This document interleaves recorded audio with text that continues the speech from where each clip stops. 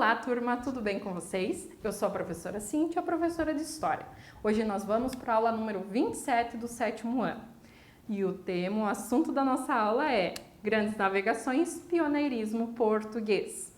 Para o desenvolvimento desse assunto, nós temos alguns objetivos a serem atingidos. São eles: explicar os motivos que levaram Portugal a ser pioneira nas grandes navegações, identificar os objetivos de cunho religioso e comercial das grandes navegações portuguesas e relacionar as principais conquistas e conquistadores de Portugal no contexto das navegações. Antes de mais nada, lembrete da professora: separe seus materiais, pegue seu livro didático, aquele teu companheirão de estudos, o caderno para fazer as anotações, assim como lápis, caneta e borracha. Está com os materiais em mãos? Agora sim nós podemos começar. Vamos começar então analisando quais fatores levaram Portugal a ser pioneira, sair em primeiro lugar para as grandes navegações. São eles: primeiramente, Portugal conseguiu sua centralização do poder antes de todos os outros países europeus. A localização geográfica, a revolução de avis, a experiência na navegação em mar aberto e o desenvolvimento de técnicas e conhecimentos necessários à navegação. Agora vamos analisar um por um deles para que vocês entendam sobre a centralização do poder e a localização geográfica. Primeiro, porque na Guerra de Reconquista, lá do Condado Portucalense, Portugal foi a primeira a conquistar a sua monarquia centralizada, um rei que tinha o poder que controlava todo o território. Outra questão: Portugal ficava mais próximo ao Oceano Atlântico, era a pontinha do continente. Lembrem-se, Península Ibérica, Portugal e depois a Espanha. Sobre a Revolução de Avis. No ano de 1383, ocorreu a morte do rei de Portugal. E o rei de Castela, que era aquele reino espanhol, ele tentou ocupar o trono português, porque bem ou mal, ele havia dado como herança o Condado Portucalense, que depois conseguiu sua unificação. O que acontece? O povo português, liderado pela burguesia, vai travar uma guerra contra os castelhanos, os espanhóis. E isso vai acontecer no período que a gente vai chamar de Revolução de Avis, 1383 a 1385. Dom João, que era o mestre de Avis, com essa vitória na Revolução, torna-se rei e assume o título de Dom João I. Retribuindo essa ajuda, os reis da dinastia de Avis apoiaram o comércio e a navegação, que eram os principais negócios da burguesia portuguesa da época. Então, entendam como a Revolução de Avis contribui nesse processo pioneiro das navegações portuguesas. Outra situação importante: os portugueses tinham experiência por meio da prática de pesca em alto mar. Eles já pescavam bacalhau, sardinha, atum e também a baleia. A pesca era considerada a principal atividade econômica deles, já que a produção agrícola era insuficiente para alimentar toda a população. Não tinham terras suficientes para plantar tanto para manter a população bem. Desenvolvimento de técnicas. Os portugueses foram que aperfeiçoaram mapas e portulanos. Coloquei um exemplo de portulano para vocês, porque é uma espécie de roteiro de viagem.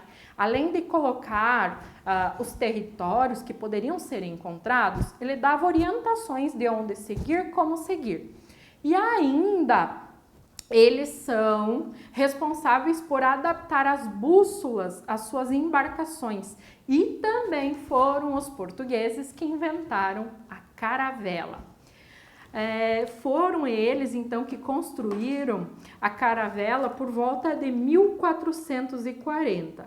Elas eram mais ligeiras, eram fáceis de manobrar e poderiam entrar em qualquer rio, contornar bancos de areia e ainda zarpar com uma certa velocidade no caso de um ataque. Elas podiam também efetuar manobras rápidas que dispensavam o uso de remos. Navegavam em zigue-zagues e eram capazes de navegar contra o vento. Então, isso só favorecia a questão de Portugal nas navegações. Outro fato importante que ajuda nessa questão do aperfeiçoamento e desenvolvimento de novos instrumentos. O Dom Henrique, no século XV, fundou em Portugal a Escola de Sagres, que o objetivo era preparar e ensinar os navegadores. Alguns pesquisadores atualmente acham que essa existência é meio duvidosa, mas acredita-se que na Escola de Sagres aprendia-se a cartografia, a geografia e a astronomia, que eram estudos essenciais para as navegações. E esses professores vinham de toda a Europa para ensinar na Escola de Sagres. Quais eram os objetivos dos portugueses? Objetivo comercial, objetivo econômico era evitar o mar Mediterrâneo. Lembrem-se, Portugal aqui, mar Mediterrâneo aqui para chegar nas Índias. Aqui já estava sendo controlado por Gênova e Veneza. Então, eles tinham que encontrar outra forma de chegar ao Oriente e obter essas especiarias com preços mais baratos para poder revender na Europa com grande lucro.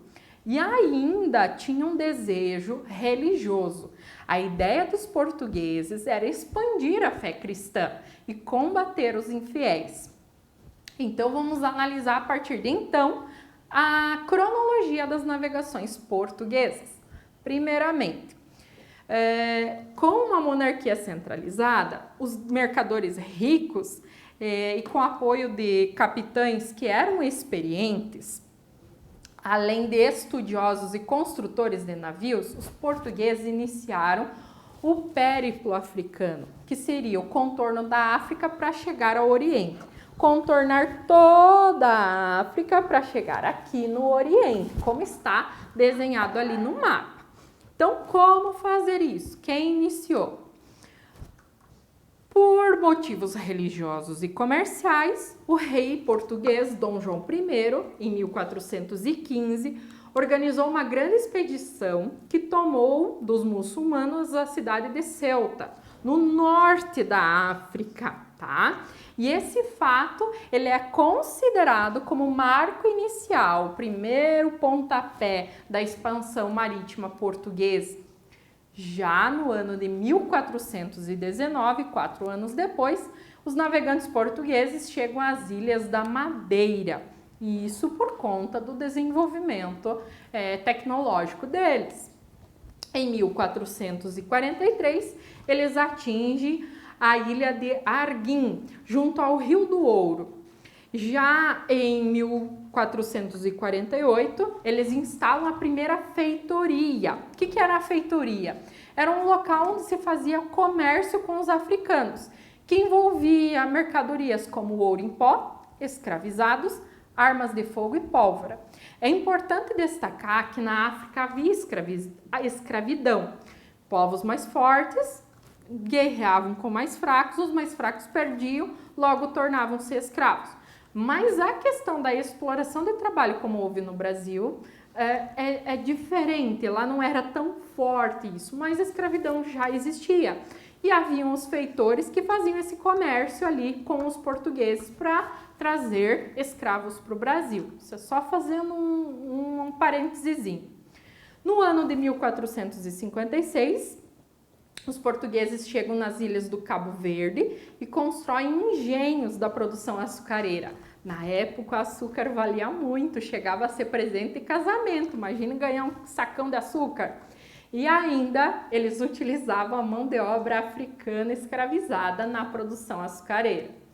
Em 482, eles erguem o castelo de São Jorge da Mina, na Foz do Zaire, começando então a exploração do Congo. O Congo vai ser explorado por muito tempo. Agora uma conquista bem interessante. Bartolomeu Dias, em 1488, ele vai conseguir passar por esse cabo aqui, essa pontinha do continente africano, que até então era chamado de Cabo das Tormentas. Mas pelo fato de que Bartolomeu Dias conseguiu contornar, ele passou a chamar-se Cabo da Boa Esperança. Percebam que há um encontro de dois oceanos, Oceano Atlântico e Oceano Índico. Aqui tinha muitas e muitas ondas, era complicado mesmo. Só um navegador experiente, com um bom material, poderia passar. E Bartolomeu Dias conseguiu. Vasco da Gama, já ouviram falar sobre esse cara? Então, no ano de 1498, ele vai chegar em Calicut, que é na Índia uma das mais importantes fontes de especiarias orientais. De certa forma, passando por toda a África, eles chegam lá e começam a controlar o comércio de especiarias orientais também. Com a chegada do Vasco da Gama, em 1498 na Índia, os portugueses realizam o maior sonho da vida deles, que é chegar ao Oriente contornando a África. Ao voltar para Lisboa, o Vasco da Gama levou consigo uma fortuna em pimenta, canela e gengibre. E a venda dessas especiarias possibilitou aos investidores um lucro extraordinário. Até alguns historiadores falam em cerca de 600%, para vocês terem uma ideia. Por fim, uma das conquistas importantíssimas para Portugal e para nós, em 1500, mais especificamente 22 de abril de 1500, Pedro Álvares Cabral chega ao Brasil. E então os portugueses erguem feitorias agora também no leste da América do Sul. Apoiados em suas feitorias africanas, asiáticas e também americanas, os portugueses controlam boa parte do comércio pelo Oceano Índico e também pelo Atlântico Sul. Portugal torna-se a cabeça do imenso império, o Império Ultramarino Português. Então percebam o quão Portugal ficou poderosa naquele momento, dominando de certa forma o mundo. Mas na próxima aula nós iremos prosseguir com os estudos das grandes navegações e vamos entender o que levou, as características que levaram as viagens espanholas, que passou, de certa forma, a disputar o domínio do mundo ao lado de Portugal. Agora vocês vão para as atividades que têm por objetivo revisar esse assunto, também fixar algumas informações que serão utilizadas para próximos assuntos. Bons estudos a todos, até a próxima aula, um abraço e tchau!